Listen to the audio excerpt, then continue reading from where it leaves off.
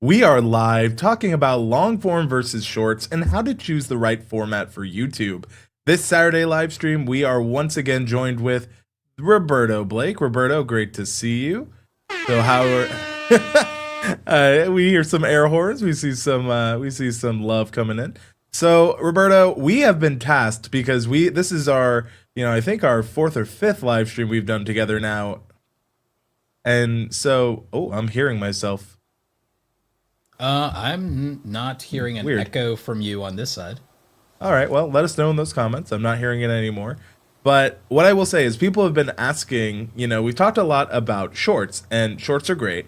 But when should I decide to make a segment or moment either a clip that is long form focused or short form focused? Roberto, I know you have worked with a lot of creators. I know you work a lot on this. What would you say when people are like, when should I make a clip moment, long form or short form? In general, the clip itself should be valuable to the viewer without needing to see the thing that it came from. It should be a standalone moment. If you were a gamer, it's a highlight from your gameplay or from a match, which means like the moment of victory, the moment of tension, or the moment everything went wrong, or the moment you used a specific thing in the game, a specific item, so on and so forth, because then I don't need the rest of the context. So for a lot of people who do first-person shooters, that's things like trick shots, and or in other games, it's like taking out the final boss or losing, winning, that sort of thing, right? In the context of lifestyle content, there is some things that are kind of like, hey, you might need more context or this or that, but the reality of that is what is working very well for people in lifestyle content, vlog-like content, for lack of a better word, is to do the same thing they do in Instagram stories, but as YouTube shorts. And Instagram stories aren't 10 seconds anymore, Andrew. They can actually be by themselves. Each individual story beat can be like significantly longer. I think a lot of those can be even 30 seconds now. But shorts done for storytelling purposes can be standalone beats of something while you're doing a bigger project. So instead of clipping a long form video, let's say someone's a DIY person. And I hear all the time for people in niches, Roberto, I don't want to do lower effort content. I want my content to always be high effort, high quality, and look like a portfolio. To that person, I would say, okay, cool, except for your short form. Use some of your high production tools. iPhone is not a low production tool anymore. Current edition iPhones, if you have anything from the 12 series up to the 17 series, is a high-end, high-quality production tool. So for short form, while you're doing a DIY project or you're doing a build-out, let's say you're doing an RV build-out or a camper build-out, or let's say you're doing a DIY crafting project, even since while you're filming that, you don't even know if the thing's going to be successful, you should use that moment in real time to make shorts and Instagram stories, Instagram reels. You should be making short form content, vlogging the experience behind the scenes and posting it to all your short form platforms so that, one,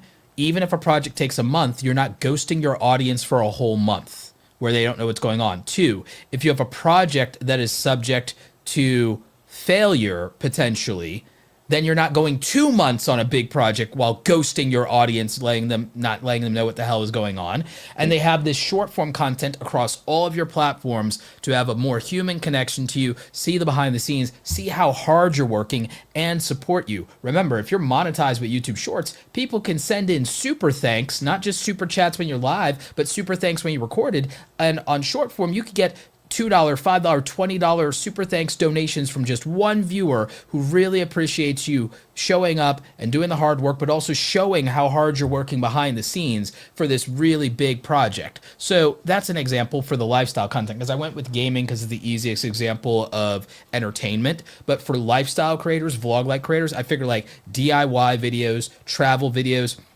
The travel videos, you could be doing this big travel video, but you could do a non-real-time vlog from the airport and show off the airport lounge that you're going through, or everything you're going through with the airport, or some weird story of something's going on at the airport.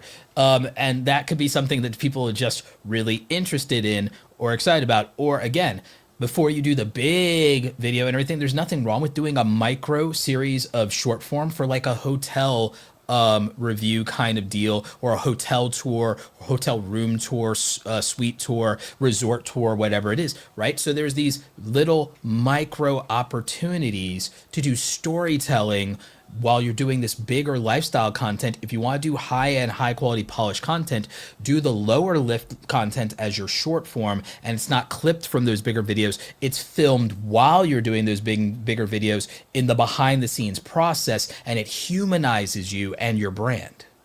100%. And I love like the micro stories within a major story at angle. One thing I think is really useful for, not a lot of people think it's education, but list content can be incredibly useful for repurposing. Every 1 through 10 could be a short. And if you're blitzing, like Roberto says, those 10 unique shorts pushing back to the long form, just because they see one of those shorts doesn't mean they're going to see every item in that list, just in the nature of short form. And then you have multiple pieces that are leading to that one piece.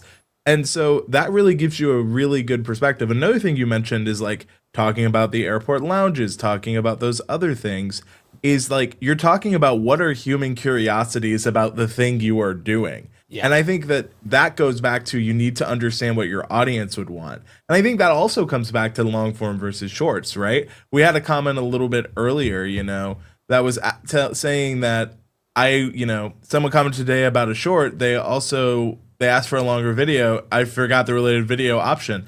You can still tell them, hey, I already have this video. I added it to the related videos, and thank them for reminding you, because guess what? Then it becomes something you've forgotten is something more powerful to that unique member, and that becomes a personal moment. Yeah. I also think that shorts can be incredibly personal. What are your thoughts on that, Roberto? I think they absolutely could be incredibly personal.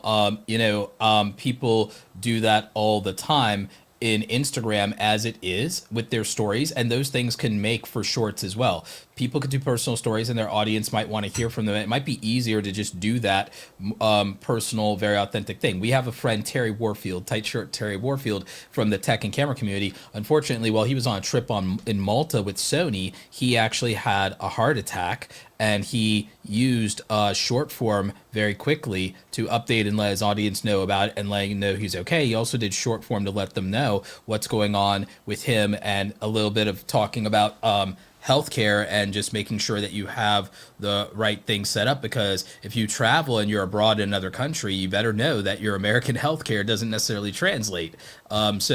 You better understand some things if you're going to be out there doing things, especially those of us who are getting a little older. A lot of us here, we're in our late 30s, or like me, you're in the early 40s. I believe you're in your mid to mid 30s now, right, Andrew?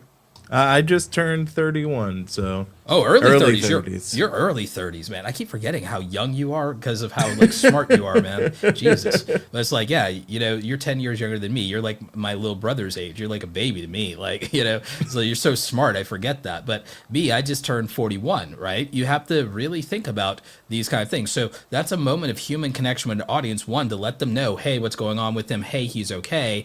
And then also give them some really good information and make them think about their own situation. So yes, short form can be a way to just make these more personal videos to connect to your audience. Absolutely.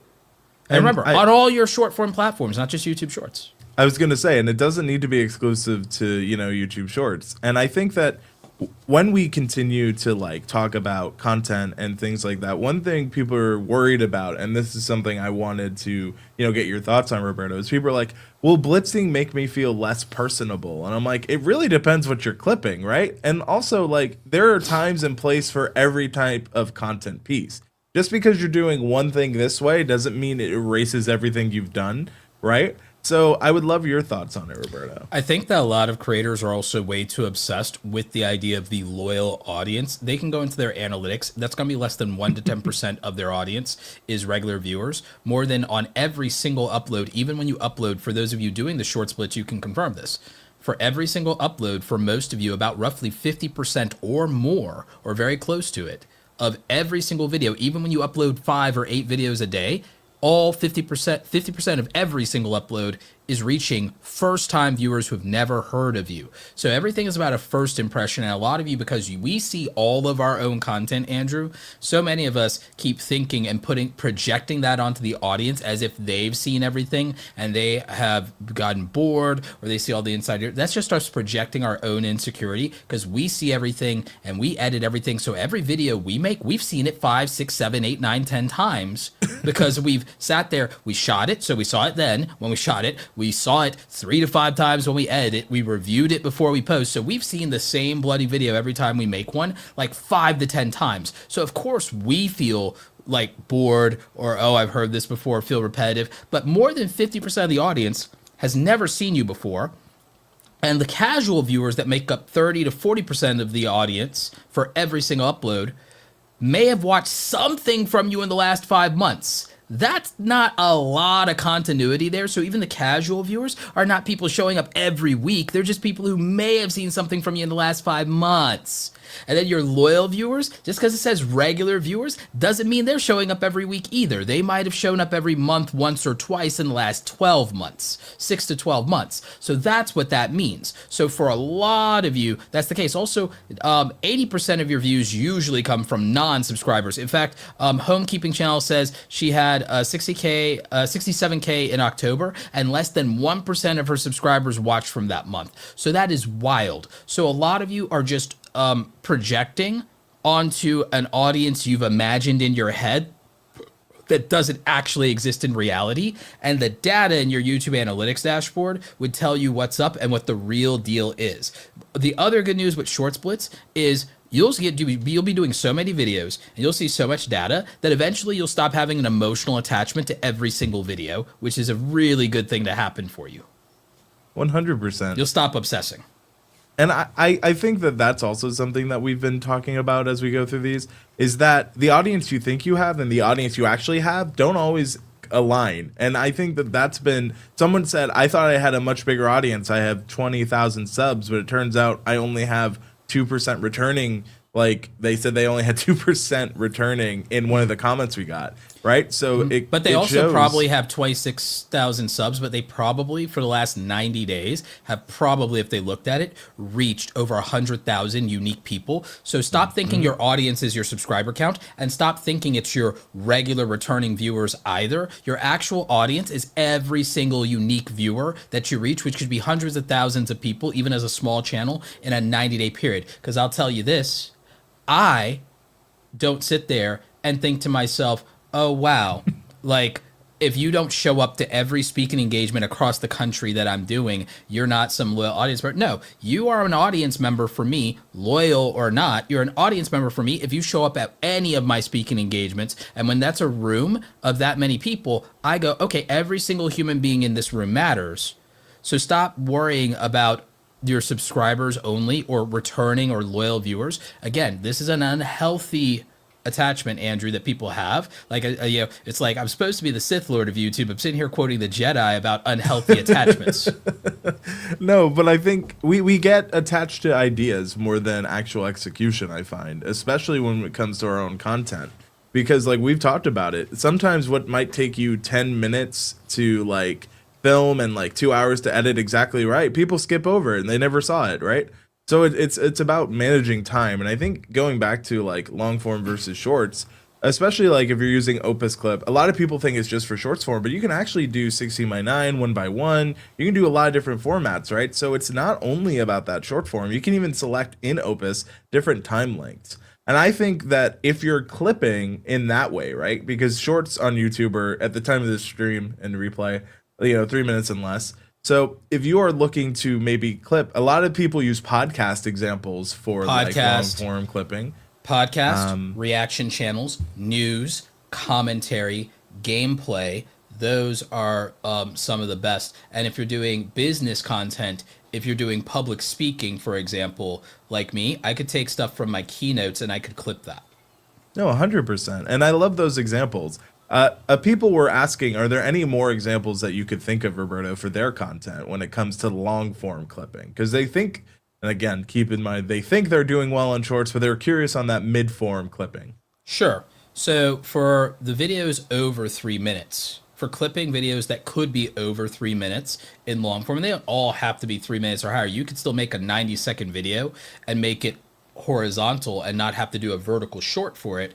You could do that. But again, the most straightforward examples. Let's use some straightforward examples. If you do list style content, if you do listicle style content, so that's like if I do a 15 tips for growing a YouTube channel video, every single one of those 15 tips could be done as their own, not only a YouTube short. If I wanted to, I could take those and I could take individual pieces of that, and that could just be clipped to its own standalone video if I'm going on a specific tangent, because someone might value that one specific piece of information, right? So if I did a 15 tips video on 15 ways to make money online, a lot of those may be over a minute long that could just be standalone videos that could be really short and still do well as horizontal videos that are very short. You guys may know that like one of my best long form videos is only 90 seconds. It's a 90-second tutorial on green screen. So don't think that for something to be long form, it has to be long. It's just we're talking about horizontal versus vertical at that point. So you can clip things that are not necessarily 3 minutes or longer if they create enough value for the viewer. So you should be looking at everything from value from the viewer. Something is a good clip also if, again, without any other context. If I do a 15 ways to make money online or 15 ways to make money as a content creator video, each individual one of those 15 tips doesn't need the other tip to be useful to a viewer. So that would justify it being clipped by itself and existing somewhere, and I could make that a horizontal long form video, or I could make it a vertical short form video if it's short enough. So that would be an example. If you do a live stream and let's say you're reacting to something in your industry that's newsworthy, there might be hot take moments that you have that you could clip out of that for long form that might be a rant or a tangent or a reaction to a very specific part of a story, and you could cut that because we don't necessarily need the context for that to be valuable to the viewer or entertaining to the viewer or informative to the viewer. So that could be easily something. Emily D. Baker does these extremely long live streams around the legal court cases around celebrities and influencers, and she could stream for anywhere from 2 to 8 hours in a day. There's plenty of clips there that make good long form segments that could be 8 to 20 minutes out of a 2-hour to 8-hour stream. So she could easily do that. Same thing for lead attorney. Now, you don't have to be in the legal niche for that to be a thing. You could even build a brand streaming, doing things in your industry or doing reactions, and you could just sit there and you could clip out segments and highlights for people who don't want to scrub through an extremely long video for your timestamps, and they could just watch the individual segments that apply to them the most, kind of like reading individual chapters in a book. Some people will buy a book and say, if it's a non-fiction book, they'll say, I only need this information out of the whole book and it was worth it for me, so I'm just going to go and I'm going to read that. You could do the same thing and take a long video, and there could be something that's, I just need this particular thing from it. So that could be the case. So I think that a lot of those things could be really good examples of clipping. Again, reaction channels, if they're smart, in my view, would do a live stream reaction channel, use something like StreamYard or OBS, live stream for maybe 60 to 90 minutes in a day. That's really all you need, 60 to 90 minutes. And out of that, they could have several clips that are 5, 10, 15 minutes that could then be posted to their channels as regular long form for each little thing that they were reacting to, because they could just react to multiple things that are a theme, right? You could go ahead and do a reaction video and you could watch multiple, for example, influencer house tours. You could watch influencer house tours as a live stream and react with your audience.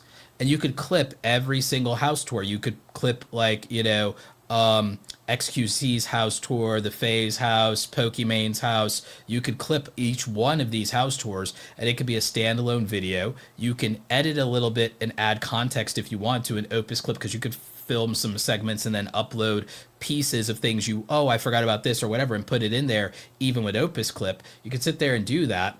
And then you have like, oh, you sat there for 60, 90 minutes, but now you got 3 or 5 YouTube videos of a similar theme. And then also from that whole 90-minute stream, you could get 30 short form clips out of it and post those throughout the week. No, I think that's great. And I see Monique here says that she's in, she does self-publishing tutorials, info, and, travel vlogs as well. I would say, like, if you're doing self-publishing, to Roberto's point, you could live stream yourself working on some of that, answering questions from the chat. Then those questions can make really good mid-form or even shorts. And then that keeps you personable. You're doing stuff you need to do for your self-publishing side. You're using that time effectively by having a live stream, explaining why you're doing what you're doing. And it gives them a closer, everyone's like, I'm afraid not to be personable. That's how you can be personable, have multiple formats there, and still go deeper. If you're in a thought leader niche, I'm going to give you the easiest hack in the world, and it's going to be called Steal Gary V strategy, right? So it's like the Ask Gary V strategy. And the Ask Gary V strategy is, if you guys don't remember, in the peak of his YouTube fame, Gary V had something called the Ask Gary V show. He would go to his audience on Twitter, because at the time, Twitter was his biggest platform, because he was in a race to the first one, I think, to 1 million followers with Ashton Kutcher, and he was doing it by replying to every single person who ever tweets at him, and like a maniac, right? So this is back in the 2010s, right? So in the 2010s, Gary V is at the peak of his fame. He's doing the Ask Gary V show. His format for the Ask Gary V show was he'd let everybody on Twitter ask him questions, and then him and his team would pick 5 of them. And then he would make those the Ask Gary V show episode, where he goes in for 5 minutes, and then later he would do a call-in show like this, and he goes in on each individual question, and he goes on a rant for each question and tells you what he thinks his best advice is or what he would do. And then his team went and were clipping those individual questions into standalone videos. And so that would be a strategy. Today, the version of that you would want to do is you do that model, and maybe it's 5 questions, maybe it's 10. Excuse me, maybe you're a lunatic like me, it's 15 questions. Maybe you literally play 21 questions, and you go with that. Then you film your reaction and response to each question. You put up the question, or you reread the question out loud. And then if you want visually, you could put a graphic for that on screen. Easy to do. Pop that into Canva, then export PNG, put it in OpusClip. Boom, you've got your graphic. And now every one of those is a YouTube short now that is 30 seconds to 3 minutes. And so you can now just answer everybody's questions in a short form video. This makes you personable, because it says you care about one person, but if one person has that question, 1,000, 10,000, 100,000 people could have the same question and be looking for the same answer at any given time. So now you have shorts that someone could care about if they're scrolling and say, oh, that's definitely for me, or oh, I wonder, I'm just curious about that thing, or oh, someone's answering questions, interesting. And at the same time, it could also be, oh, if I'm searching for that, it's a searchable short now as well. And that searchable short shows up in YouTube and in Google, believe it or not. Mm-hmm. So you have that. Then if you were doing a bigger show where you answer all those questions in real time or live or recorded or whatever, you could point these individual standalone questions to the show where you answered all of them at once or something, if you wanted to, or if that was the original format. But you could also just film these as standalone shorts back to back, binge them back to back. Hell, you can even open up StreamYard, OBS, or your camera, shoot them all at once, upload the entire session to OpusClip, and it'll do the clipping for you. And then you can edit, and that's a really efficient workflow.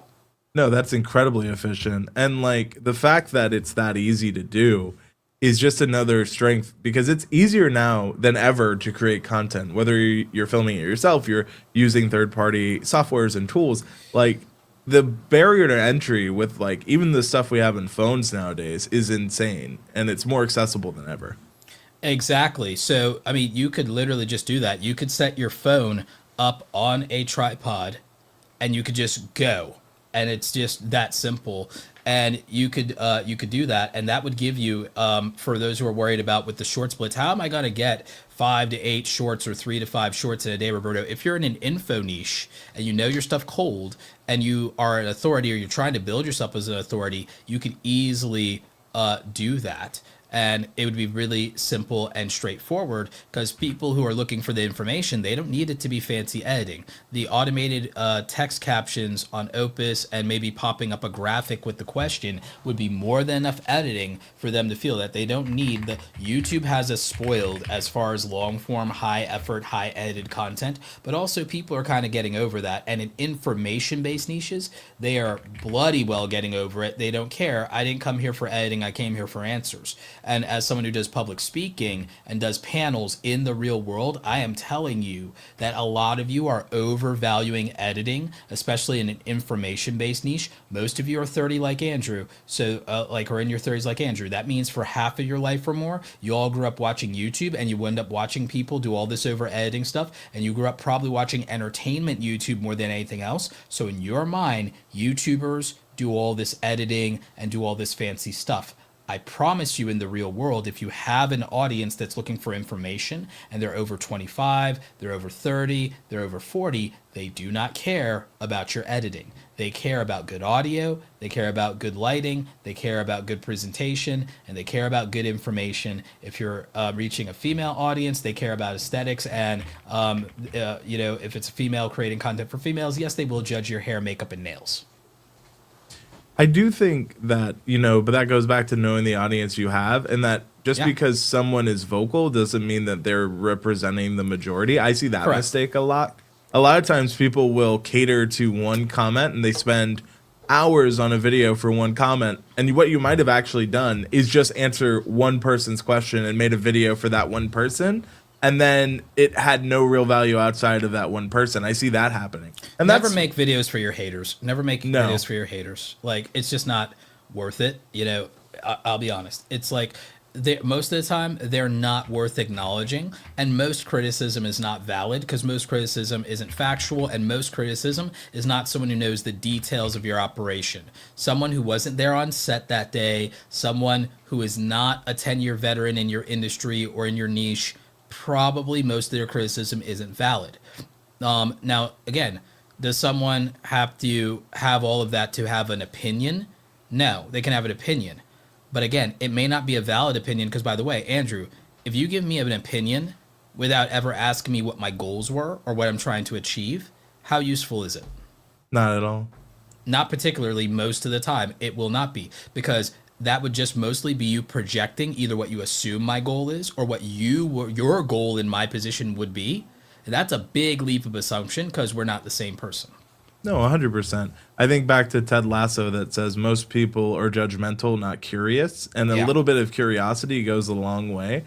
People forget, like, when curiosity is a huge part when it comes to content creation too, right? Like, most people know the phrase curiosity kills the cat, but they half it. It's satisfaction brought it back. So how are you helping your curious audience be satisfied? Why do I mention satisfied? Because what has YouTube told us, Roberto? Satisfaction is their most important metric. Viewer enjoyment. And the thing is, people don't understand how to measure viewer enjoyment. I'll put it to you like this, Andrew, to make a crude analogy. Let's go. If a date is going well, do you care if it's 4 hours? No. It's like, do you care if it's going really well? Are you really mad that it went 6 hours? No. Right.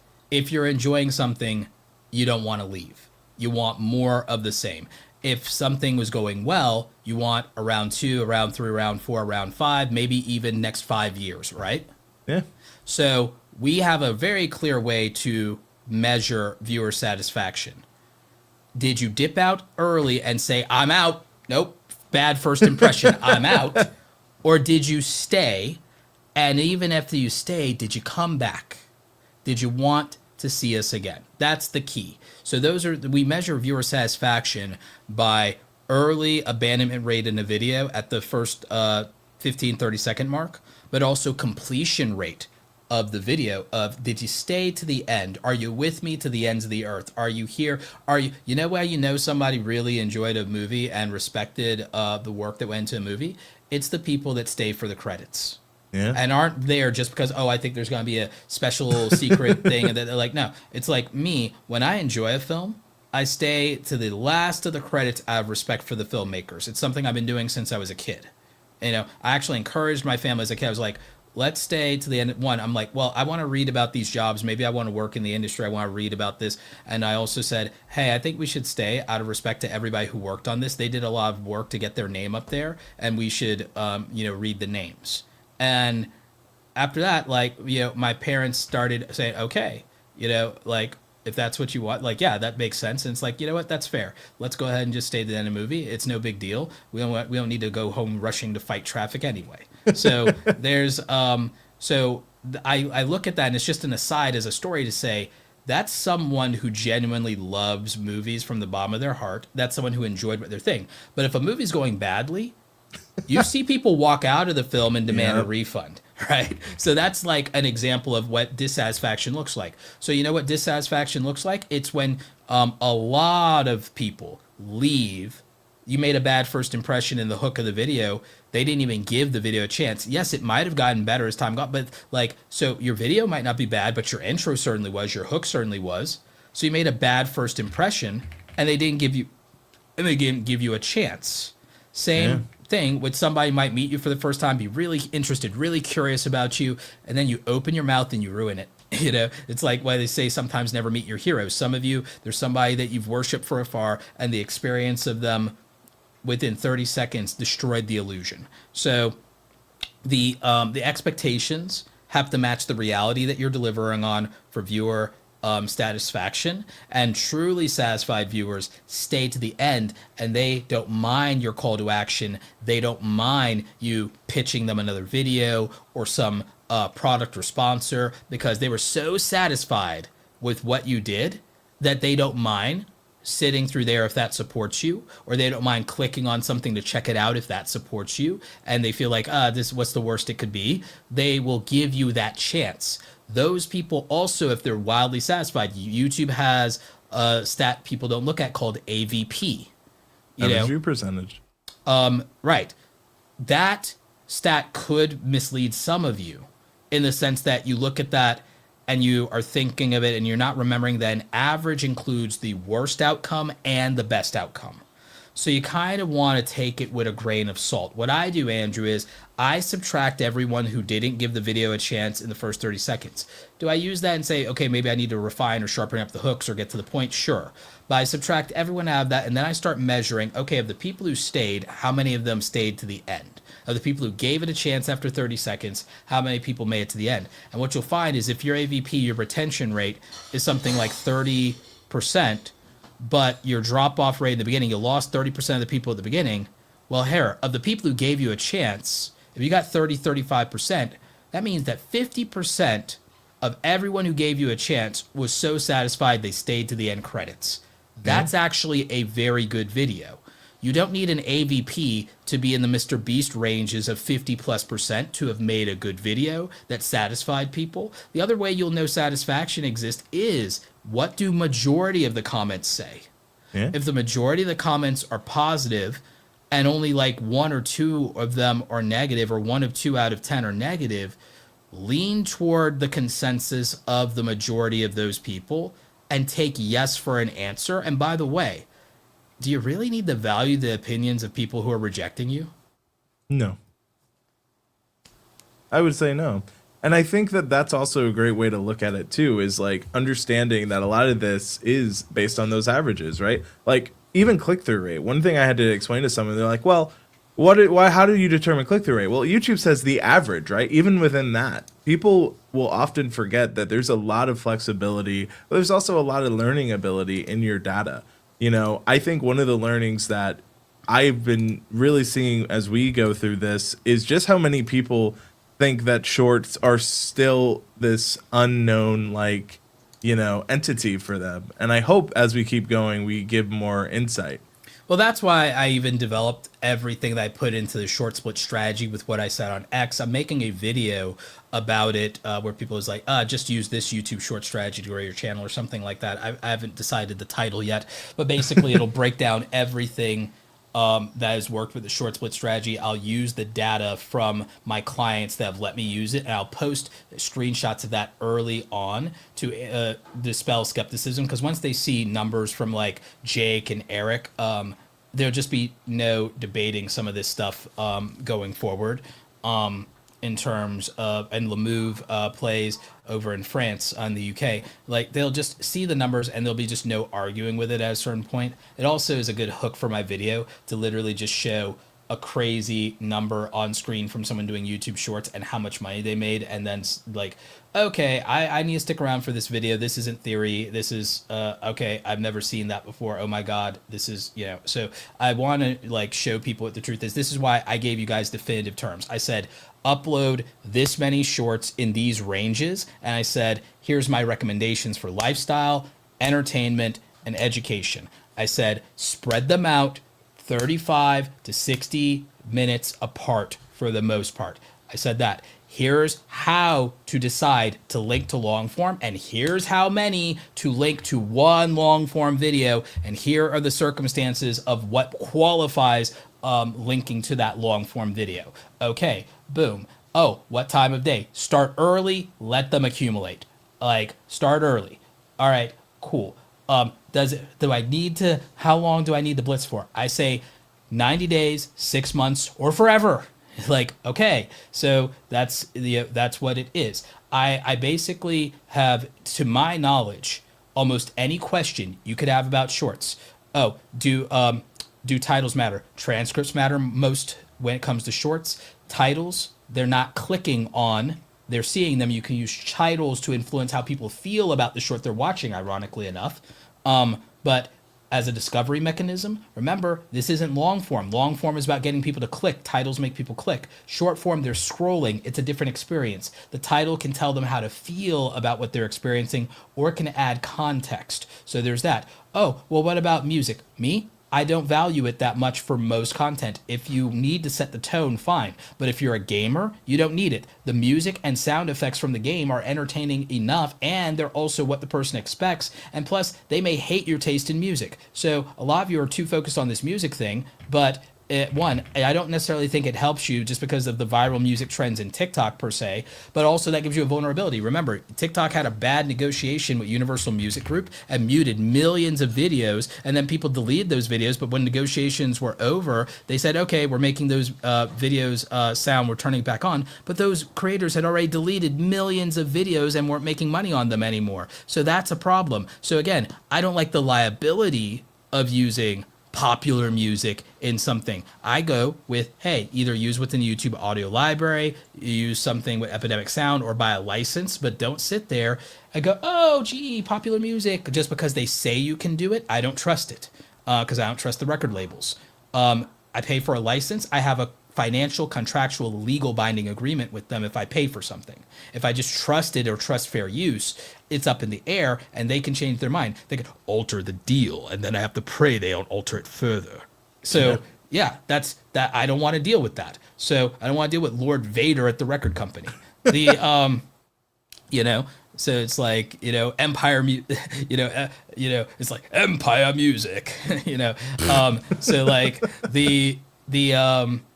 so the thing that I would say is, in my mind, to my knowledge, the things that you really want to know that actually matter versus random one-off situations about shorts are knowable, and we've proven it, and we have dozens upon dozens of creators there doing the short split strategy, posting their results day after day, week after week in X right now, replying to me and showcasing it, or even sometimes not replying to me and tagging me as the source of why they're doing it, and they're showcasing their results. So we know what works, we know what's knowable at this point. I do have something to share for long form about click-through rate, since you brought up click-through rate, if you want, Andrew. Yeah, let me go ahead and bring it on screen. So click-through rate can be completely misleading, because this number is not the number of what your click-through rate is right now. It is an average of even your worst click-through rate and your best click-through rates. So Andrew, I have a right now, in as close to real time as we can get for like November 12th, I have an over 20% click-through rate for like, as close as we can get, because there's delays with YouTube's reporting. So there's a big difference between 23% and 13.9%, isn't there? Yeah, 100%. So that discrepancy is because this number is just an average. And averages are incredibly misleading about reality. 13% is a fantastic click-through rate, but it's not even the click-through rate I actually have right now, which is closer to the 20% mark. So you see a lot of people misjudge their analytics because they don't know how to read them. And so that can be completely misleading a content creator. As for people who in general worry about CTR and click-through rates, one of my most viewed videos of all time has an abysmal click-through rate because click-through rates are not everything. So this video has 800,000 views. Andrew, what do you think the click-through rate for this video is? It has 800,000 views. What do you think the click-through rate is? Well, without knowing the impressions, probably on the lower end, since I'm aware of it. Guess a number. Guess a number. Throw a number. Probably 2.1% would be my educated guess, but what not if knowing I told anything. you 0.9? There we go. 0.9. But look at that average view duration. The most abysmal click-through rate you could think of. But what mattered more was keeping people on YouTube. What made this video popular and surge in YouTube recommended was YouTube knows that if it gets even one person to watch this video, it's going to have almost an hour-long session time if they get even one person to click on this video. Meanwhile, with most videos having an average of 3 minutes or less, YouTube will have to find 20 to 30 videos to make up the difference of just getting one person to watch this video. So it's not hard to recommend this video when it accomplishes YouTube's goal. And YouTube's goal is to keep people on the platform as long as possible and to keep it off competing platforms. True. So if you can give YouTube what it wants, YouTube will give you what you want. Very well said.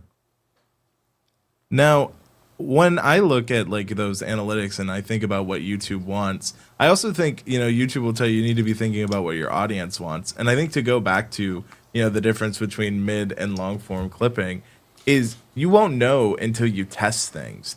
And you need to test on brand, right? Because sometimes in live streams, and I've seen a couple creators I've worked with make this mistake, is like, they'll live stream for 4 hours and what they clip, they like, but it really doesn't have anything to do with the rest of the content. I would say that when you're first starting out as a content creator, the advice that you get from the biggest YouTubers is to make videos you would watch, but people take that, I think, too literally and out of context. So 100%. When people say make a video that you would watch, that's not always about your taste. Sometimes it is, sometimes not. But Andrew, do you want to watch a video with bad audio? Not really, no. Do you want to watch a video where someone is not speaking confidently about the things that they're saying? No, unless it's meant for like a point they're trying to make. Do you want to watch somebody who's inauthentic? No. Do you really want to watch someone with lighting so bad that you feel that's making them less attractive than they actually are? No. Do you really want to watch a grainy video? Depends the context. Generally? If you have a choice between a clear video and a blurry or grainy video? I will try to find the best quality, but again, depends context. Well, with unlimited options, you could be watching something that looks a lot better. That's true. So there's almost unlimited options, right? Do you want to watch a video that has a bunch of very immediately obvious errors that make it clear someone did no research? No. Do you want to watch a video where someone takes 8 minutes to get to a point they could have in 30 seconds? No, and I think as I'm answering these chat and replay viewers, you should be asking yourself these same questions.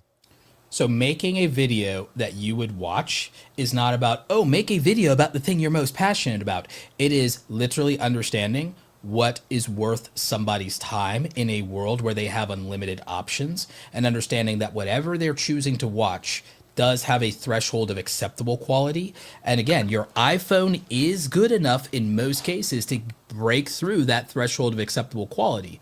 So are a lot of the free video editing programs. But in terms of a quality experience, this is what a quality experience looks like. If it's information, information's got to be good. regardless of whether it's entertainment, education, or lifestyle, the delivery needs to be on point, and you need to be authentic, and you need to project some level of confidence, or we won't believe that you believe the things that you are saying. That we could watch somebody who is much, much more sure of themselves, and that might be a better viewing experience. We got options here, so be a good option. Be one of those options. You don't have to be best in class. You may not be starting there, but at least sound like you believe the words coming out of your own mouth. Communicate clearly. I shouldn't be struggling to understand you. Again, there are some people, there's some leniency for people who have accents. There's some leniency for people for whom English is not their first language, if they're overcoming everything else. Again, it's holistic, right? You don't necessarily have to have some beautiful, perfect backdrop. A white background, a clear wall is fine. Bottom line, bare minimum, a clean bedroom. Like, for Christ's sakes, if you're going to film in front of your bed, at least make the bloody bed.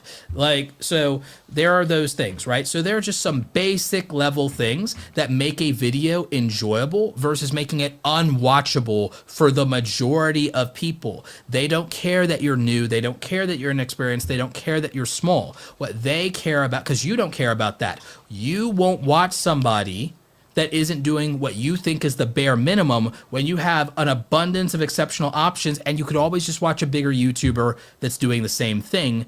You don't have to give somebody a chance if they're not meeting your standard of what you're willing to accept. You don't want to settle when it comes to content.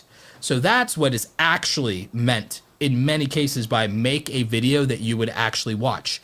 As far as your topic and what you care about and what you're interested in, you need to qualify that there are enough people. Look, if you really want to talk about something, you should be okay if it only gets 50 views. If you were so passionate about it, you say you're passionate about something, accept the 50 bloody views then. Don't cry, don't get sad, don't wish for 500,000 if you're not willing to do a popular thing. Andrew, you know me, I have an absolute contempt for most things that are popular. It's why I don't have an entertainment channel. It's because most things that are popular, it's like there'd be no point. I know it wouldn't get views. I know that I could spend time on something that makes money. I'm trying to pay off a mortgage here. I ain't got time for that. If I want to do something fun that I'm passionate about and not get attention for it, I'm an introvert. I don't need the attention anyway. I'll just do it myself in the real world with 5 friends who care about it.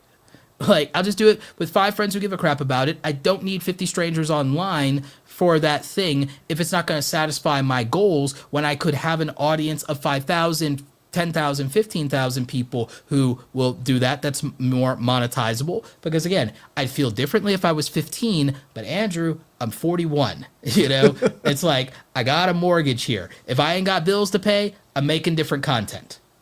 No, and then that makes sense. You know, you have to understand what you think would be interesting to a viewer. Like, I think a lot of times I've posed this to someone recently. They're like, I want views. I'm like, really? Do you want 100,000 views that watch 2 seconds, or do you want 50,000 that watched all the way to the end? And then all of a sudden, what they want changes. You just told me you wanted views. But that does matter when it depends on how much they watch, how much they enjoy. And I think that's something that's very important for all of us to think about when we are really talking about the content we want to make. I'll give you a primary example.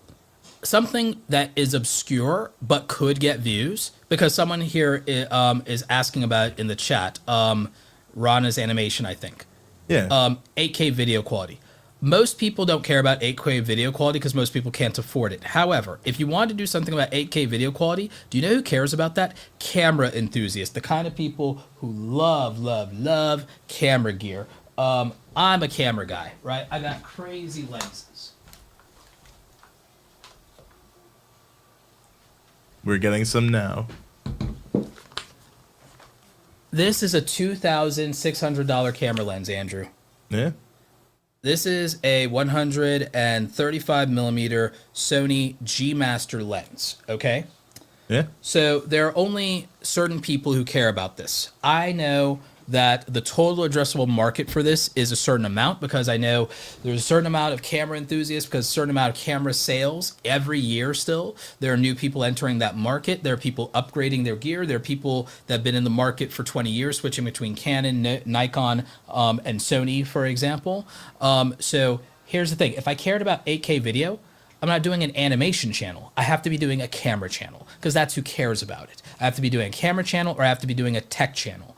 And if I care about that, then the answer is to go out and to rent one of the newest and most expensive cameras on the market that's new, because there's a bias toward things that are new. So you have to go out and do that. You have to get something like one of the new Nikon ZR cameras, or you have to get one of the latest Sony cameras, either I believe the A9 Mark III or the Sony Alpha 1 Mark II.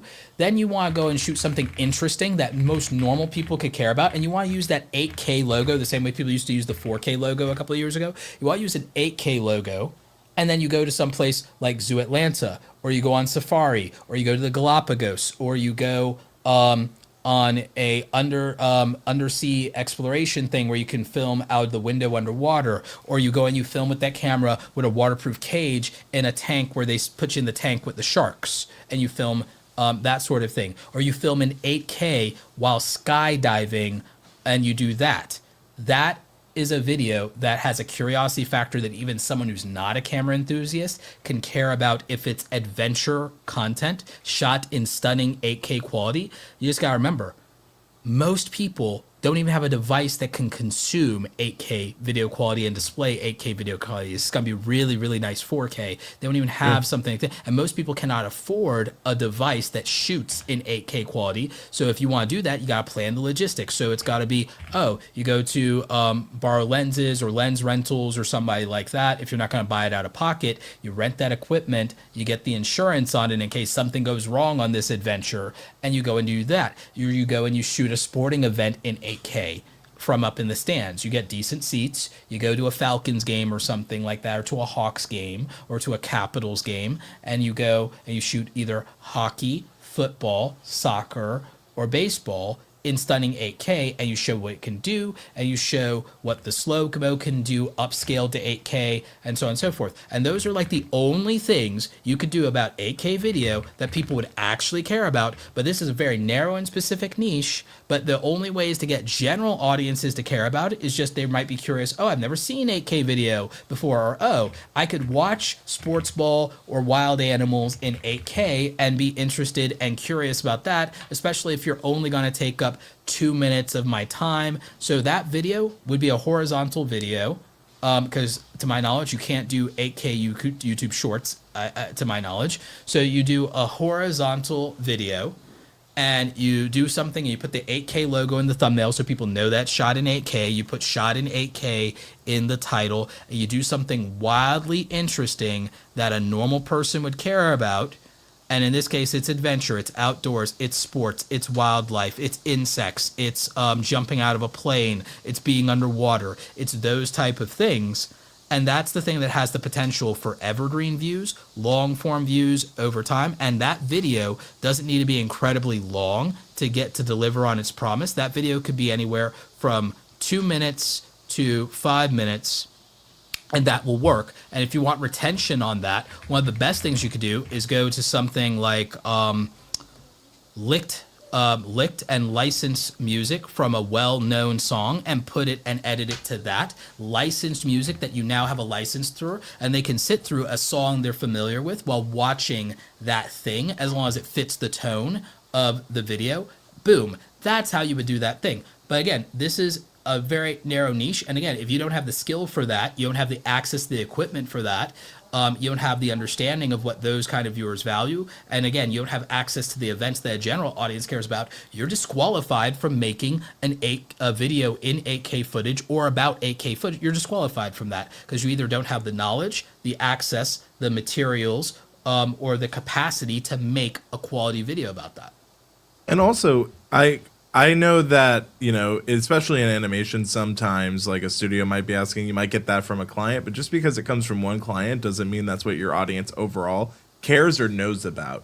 Like, there are some people that are still learning what 4K is, even to this day, right? Like, it's funny because if you remember our history of YouTube, like when 720 came out, like HD versus full HD was the conversation back then. Now we're having conversations about 1080 versus, 4K. If you're a gamer, 1440p. So like resolution matters to, like, even in what I just said there's going to be a subset of our audience here that's going to be like, yeah, I get it. And then there's some that are like 1440p. What is that? Right. And that's any audience. 1440, 60 frames per second, baby. Yep. And like even on the streams, right? Like I see a couple of people are asking, are you guys sending out codes? So this one is like, even though we have said a few times, it's just a friendly reminder that on Thursdays we do the Agent Opus learning and live streams with codes, but these are more community focused, just on learning about YouTube and other things, right? Not to say that we don't talk about OpusClip or Agent Opus, right? But it's more so, what is the focus and intentionality between these streams? And both are important. They just serve different needs. So, Andrew, you know more about Agent Opus than I do. In the context of even what we're talking about, just to throw some of the people here who really are excited about Agent Opus a bone, you mind going on like a 60-second tangent about applying it in the context of YouTube Shorts? Sure. So for YouTube Shorts, obviously I know what I know, but you should definitely check out the Thursday streams.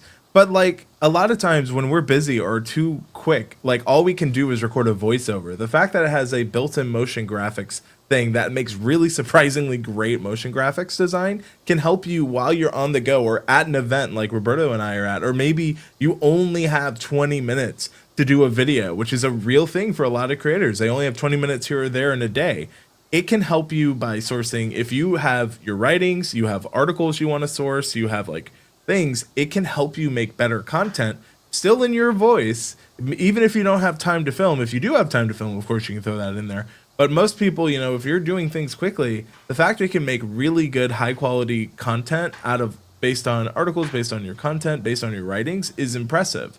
So it is, very fun to see that here. And like I see from Meetup Central would like to see videos and streams about editing features. I've in the past on the OpusClip channel talked about how to edit videos, right? So while this stream might not feature and go deep into that, that's the beauty of having a large catalog of content. And to go back to the topic of this stream, long form versus short form, when viewers want to go deep, like Meetup Central just said, I can point him to a specific video so that I know it. You also have to know your catalog, which is surprising because a lot of times I'll talk to creators and they're like, oh, I've never done that. And then I find exactly what they said they didn't do.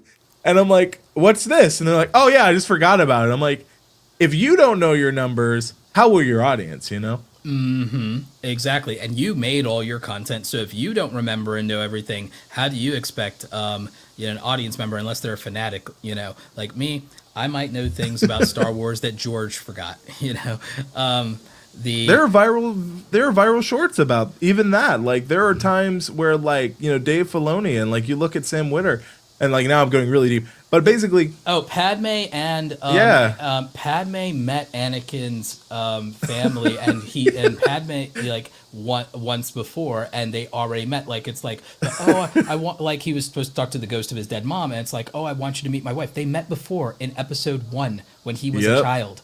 So Padme met his mother, spent days with the family on Tatooine, like with him and his mother, and 3PO. But even then, like there's a little bit of grace if you forget things like that, but it's also important to refresh your own mind of the content you have. Look at what actually is resonating versus what you actually just like doing. Because sometimes they don't always match.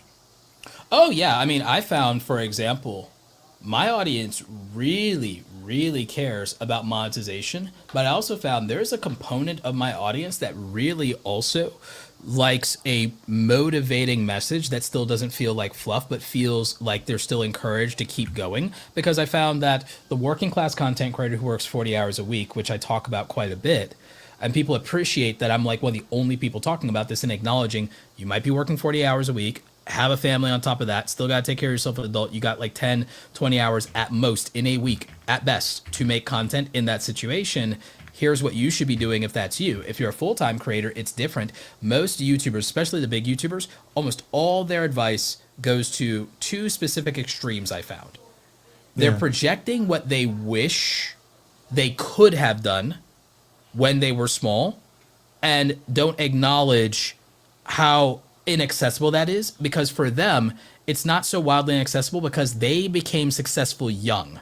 The biggest content creators in the entire world, bar a few people like Casey Neistat or Penguin Zero, all got wildly successful and even became multimillionaires very young, before they were even 20, 25. Their experience of time and time dilation between the age of like 15 to 22, that for them, it's nothing.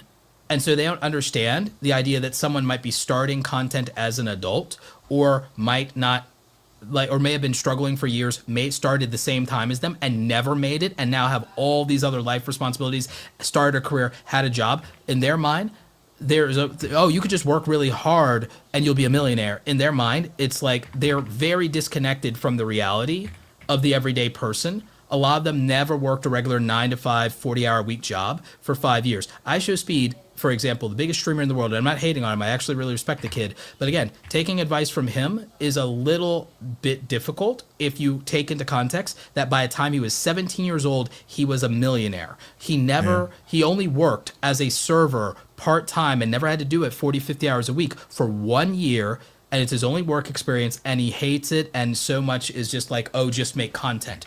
That is not a realistic experience, even for most people in his age cohort from the same place that he came from. That is not a realistic thing for people to be making content from 13 years old to then be a millionaire by 17 years old. That's not the real world for the overwhelming majority of people, and it's not going to be. The majority of people are going to have worked for 5 years, 8 years, 10 years at a 9 to 5 job that they may or may not like. So they're already going to have some level of built-in burnout at the job.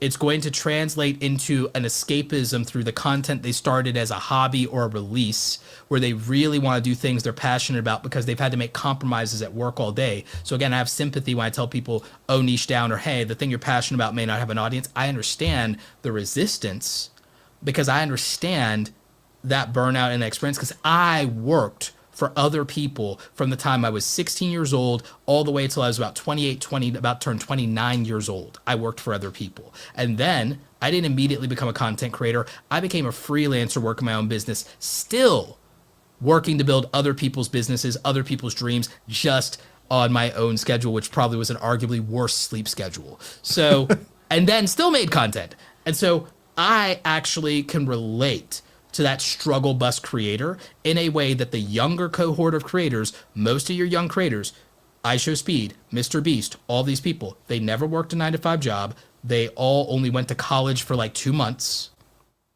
versus struggling and doing night school for multiple years.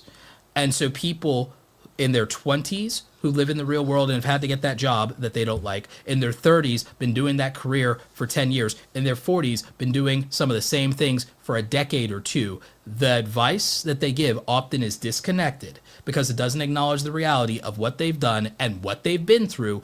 And again, someone who becomes a millionaire before they're 25 cannot relate to somebody who is still struggling to pay bills at 25 or has been struggling to pay bills all the way up to 35. It's just not going to be something that they connect on, and not just because of the generational gap, but because of the experience, right? So when I break things down, I go to the assumption that most people are working a regular job or at least a part-time job, and that they have other things in their life that are taking up their time, their energy, and their resources, and that on top of that, they have something they really wish they could be doing and turn it into a career or a business, partly because they not only have this job that they want to escape, but this job isn't even giving them the lifestyle that they want. It's not giving them the options that they want. It's not letting them spend the time with their kids that they want. It's not giving them the extra time or money to pursue a relationship and building a family. It's not giving them, it's giving them financial security barely, or stability. It's giving them financial stability, but maybe not real security. There's no extras, there's no overlap, there's no emergencies, and there's no fun that they would really like to be having that is available without putting it on a credit card. I know what all of that is like. I've lived that before as an adult. So if I know that that's a content creator's experience, I'm not going out there and telling them to go and run up and buy gear on a credit card and that it's worth it, because I know what that bill looks like. I'm not going to tell them to do that. I'm not going to tell them to quit their 9 to 5 job right now and go all in on YouTube. I only sarcastically will tell them that if they say that they think that it's wildly easier to be a full-time content creator than it is to work a 9 to 5. I'm like, if you genuinely believe that and you haven't quit your job yet, then why haven't you? That's my only caveat, and it's somewhat sarcasm, in the sense that assume everything is its own version of hard and that this is a different type of difficulty.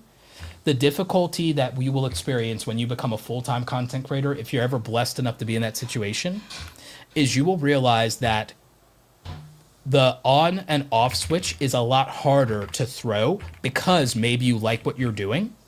And you will also realize that you are going to navigate a different level of difficulty in all of your relationships, whether it's with your significant other or your family, because they're going to mistake your lack of a traditional job for unlimited availability. And they're going to push on your boundaries so bloody hard, and you're going to have to change your entire relationship dynamic with everyone in your family, everyone in your household. When you become a full-time entrepreneur or a creator or a business owner, creative entrepreneur, they're going to mistake your presence for availability. And almost no big creator with 10 million subscribers that I've ever seen has ever told that part out loud or said that quiet part out loud, that everyone in your life is going to mistake your presence for your availability, and is going to want to feel that they can infringe and interrupt on your life as if you're not working when you actually are, just because you have a lifestyle business. It's still a business, and you're still trying to navigate wiring, turning on and off. You also will have to set boundaries with yourself, because you'll find that you just went from 9 to 5 to 9 to 9 very quickly. And that may not be healthy for you or anyone around you. Even if you're making good money, it doesn't make up for that deficit in people's life. If you literally go from working for a 9 to 5 for somebody else and somehow become less available to your family, less present in your relationships, you're not going to have them very long. Yeah. So there's all kinds of realities that doing this long term really has. And what I find is the young people that are mad successful in this niche, there is a lot you can learn from them. But what you're probably not going to learn from them is how to make content creation and YouTube right size in your life, because those young people got where they are because they're obsessed, and because they're young, they've got plenty of time to make mistakes that you might not. Yeah. And like youth is good both ways, right? Because like later in the career, right, a lot of times people struggle with, they found success early on, and it doesn't always have a long shelf life. Right. The good news for them is if they play their cards right, they can retire early and have a balanced life later, and they can have all this stuff and be obsessed while they're young. Obsession is like, you might pay a lower price for it when you're young, because if you do it right, you're still young enough to live plenty of life, and you have the resources and the network to live and build whatever life you decide to live after that. If you play that game at a certain other point in your life, a lot of time that you put out there, you won't get back. Like, if you're older, you've only got a limited amount of time left with your parents or grandparents in this world that you might miss out on. You might, if you're a certain age, only have so many more goes at having a healthy relationship. You might literally miss out the most important milestones in your children's lives if you decide to not be present. And it may not be worth the trade-offs. So you have to understand that these are real things. And one of the things I want to try to get a lot of you to do is to build such efficient systems using tools like OpusClip, using smart workflows, using strategies like the short splits, using the idea that sometimes you got to go low effort, high volume content that you can get out in 1 to 3 hours so that you can still get what you want, but put less time out of your entire week to do it, so that you can be present enough to enjoy the life and build the life you've worked so hard for. Yeah. And I see from Meetup Central, they said they're just starting to use OpusClip specifically for editing feature, just anxious to start using Agent Opus and become super premium paying customer for both. Look, I mean, you got to use what works for you, right? And obviously, we think there are use cases for both. Right now, if you're in the Agent Opus Discord, if you guys are unaware of, Agent Opus is about to go into open beta based on the live stream we did. So I'm going to have the QR code on screen. This is where you can join the Agent Opus Discord. There are ways to get codes to try it out for free. So I'm definitely aware of the price angle for OpusClip. I definitely hear you, and we will work, and I'll talk to the team about doing more editing focus, maybe even videos, not just live streams, right? So like there are times where like Meetup Central here, I got to say massive thank you because it's always a good thing to have someone in the community remind you of some of those core things, right? Because Roberta, this content we move fast in the content creator world, but you Yeah. always need to come back to those fundamental things. Look, I'm probably going to end up doing a tutorial on my channel at some point for editing YouTube Shorts in OpusClip, or how to turn long form into short form with OpusClip, because I hear so many questions about it. I'm happy to do it since we're working together both on the sponsor and the affiliate side. So it's not a downside for me. Even if it literally gets 5,000 views, it's 5,000 views of people who really, really want this and might decide to become an OpusClip customer. That's good enough for me. I don't need all the views in the world. See, that's another thing, Andrew, is I've gotten to a point in life where I'm like, for me, I'm looking at my goal, and my goal has always been from even the beginning of YouTube is, does my video solve a real problem, yes or no? That determines for me the value of a video. I don't judge all my videos based on how many views they got, even though a lot of people judge me or my expertise on it. I go, is it so wrong if I make a video for the small group of people that issue matters to? Like, because here's the thing, I can afford it. Another creator might not be able to afford to make a video that underperforms. I can. Yeah. If it solves a real problem, I can do it. Now, can I do it every single upload? No, that's a little much. No, and I think that's a healthy way to look at it, right? And like another thing I will remind folks of, I had a friend of mine, she was creating content. She is just primarily what she does is she teaches like gardening, and she loves gardening. But one of those viewers it was a video that got 200 and some odd views, but it was literally a CEO of a gardening company who loved what she did. He was one of those 200 viewers, and now she's working on a brand deal, right? So even though, to Roberta's point, it might be that low amount of viewers, it's a situation of it might just be the right viewer you need. And those numbers are real people, and I get so worked up about it. I even made a visualizer about this to show people like, hey, just because you think this is small doesn't mean it is small. It is actually bigger than we realize. Andrew, my 1,000 to 5,000 view live stream replays drive a ridiculous amount of one-on-one coaching calls for me, and those one-on-one coaching calls are either for 30-minute calls, they're like $2.99, and for 90-minute calls, they're like $7.99 right now. Like, I literally make hundreds of dollars a week, thousands of dollars a month from coaching calls because I make long form specific live streams and I keep the replays up, and it drives my high ticket coaching business off videos that people would be embarrassed about if they had my subscriber count. And yet it makes me a higher RPM, if you think about it, than they could ever dream of. Because if you think about it, it means a video that drives my coaching business could have a $200 RPM if you really think about it. Yeah. You can have a $200 to $500. You can have a $200 to $500 RPM, because if I'm getting what it turns out that for the live streams, aside from the ones that go massive, aside from the ones that do go massive in the replay, I tend to get at least one coaching call per 1,000 views on those live stream replays at some point. So for me, they're a massive ROI driver to my business, and they gave me more money than if I got 10, 20, 30,000 views on a video. And I think that like as we continue, and this goes into something, because people are always surprised on some of the money making things we talk about.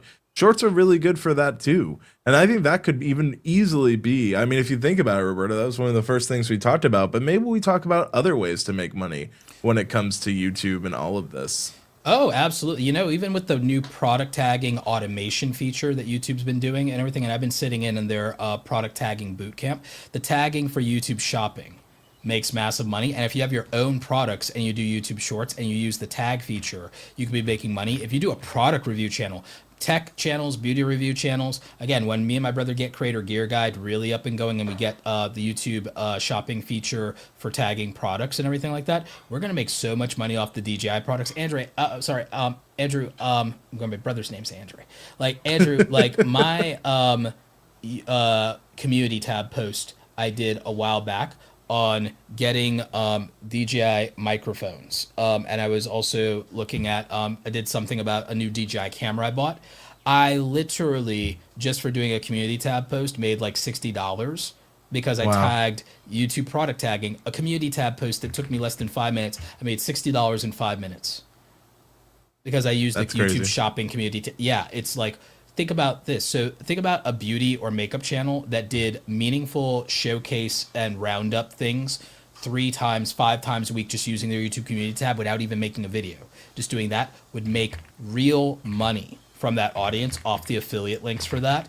If somebody was doing YouTube shorts doing that because they're monetized and they're doing micro reviews of beauty products and everything like that, and they're linking to it, or camera products, the money they could make is extremely lucrative, and the commissions are not small. And sometimes with YouTube shopping, they do bounty commissions where they give you double commission offers. Like they might have a 7 or 15% commission, but sometimes they'll do a double bounty offer where they'll throw another bonus of $10 for every sale, or they'll double the commission from 15% to 30% just to get more people to do the program for that month. It's wild stuff that you could be doing that is unconventional that makes the money there. And think about it like this: if you were a product-based beauty or tech channel and you're doing short splits and you're doing 3 to 5 shorts a day, and you have, let's say you're doing PC parts, do you realize what the commissions are on graphics cards, Andrew? Quite high, depending on the affiliate program too. Right, because with that, with like Newegg and all these other places, you get like 5, 8%. Best Buy, I think, is 8% or something, or 10%, like much higher than even the Amazon affiliate program. So there's just these wild opportunities to make money. If you're someone with an actual business like Dave from Omaha, he has a real estate business. We've worked together a couple of times. His YouTube channel is driving high-end affluent customers to use him as their real estate agent when they're moving to Omaha. Wow. And like even in that, right? Like having that is a specific audience that has a lot of potential for Dave, right? And like I think sometimes as we look at, not only are building an audience but making money and like teaching and helping an audience, those are all really important things. So I think if you want to learn more from Roberto and I, you should absolutely check us out next Saturday or OpusClip next Thursday. Roberto, where can people learn more with what you're doing? You can find me everywhere on the social medias at Roberto Blake. So I'm on Instagram, LinkedIn, X.com, formerly Twitter. I'm everywhere. And you can find me at my YouTube channel, youtube.com/ at Roberto Blake. Over 1,500 videos, I think. 42 million views, 600,000 subscribers. Been doing this for a long time. I work with creators one-on-one. You can find info on that at awesomecreatoracademy.com, or you can join our pro group. We meet twice a week and do private group coaching. So we do all the things. And I will be speaking in Florida January 2026 at Podfest, once again coming back to Orlando, Florida. If you want to see me speaking on stage and giving you guys some massive deep dives on content strategy, I'll also be answering questions for the crowd, probably be doing a signing of my book, and also just hanging out with the community. That's amazing. All right, everyone. Thank you so much for watching. We'll see you in the next stream.